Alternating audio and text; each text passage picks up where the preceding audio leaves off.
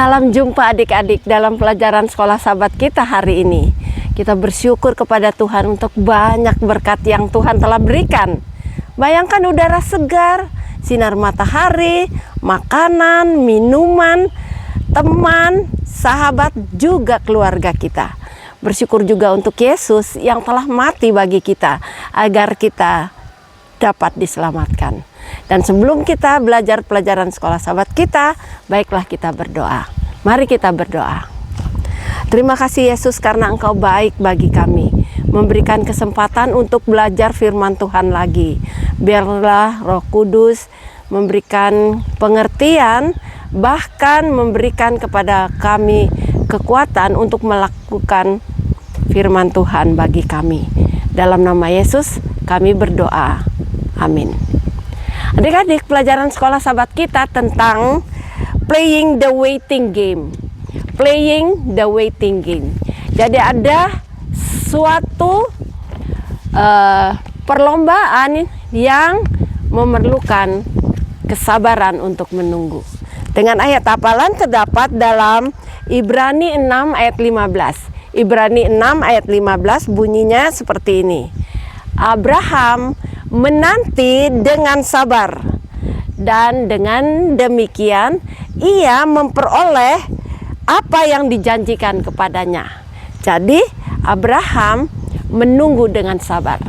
Nah adik-adik, Abraham pada zamannya tidak punya anak ya. Dan pada waktu dia hidup pada zamannya, orang itu dihormati kalau banyak anaknya, banyak cucunya. Tapi sangat menyedihkan, walaupun Abraham kaya, dia tidak punya anak. Nah, dalam usia sudah 75 tahun, dia belum punya anak. Padahal Tuhan telah berjanji kepadanya, lihatlah bintang di langit. Pada malam yang gelap, dia diminta untuk melihat ke langit. Abraham hitung berapa banyak bintang di sana. Tentu kita tidak bisa menghitungnya, terlalu banyak. Tuhan mengatakan, Abraham, kamu punya keturunan akan sebanyak bintang yang ada di langit.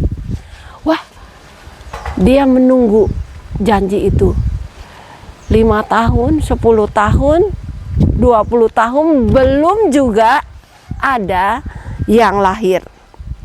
Nah sekarang menjadi bangsa yang besar tanpa ada keturunan kan tidak mungkin. Sekali lagi, harapan baru itu Tuhan berikan. Kamu akan menjadi bangsa yang besar. Nah sekarang dia menanti-nantikan janji itu. Tapi terlalu lama. Waiting too long for the game. Ya. Lalu apa yang terjadi? Setelah menanti-nantikan dengan sabar, rupanya Abraham juga tidak sabar. Sarah juga tidak sabar.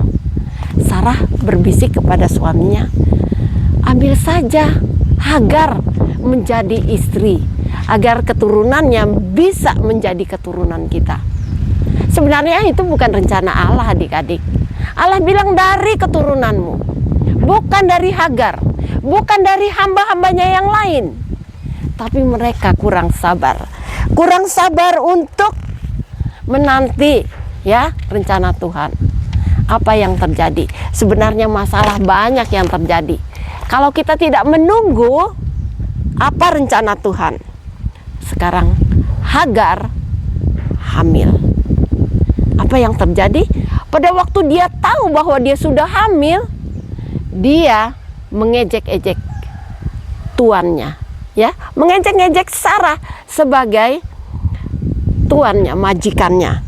Dan dalam melalaikan janji Allah, Sarah menjadi sangat sedih, lebih sedih daripada dia tidak punya anak sebelumnya. Lalu dia minta supaya Hagar itu diusir aja dari rumahnya. Ini juga menyusahkan hati Abraham. Tapi Abraham bilang, terserah kamulah. Setiap hari dimarahi, diejek dan membuat sakit hati.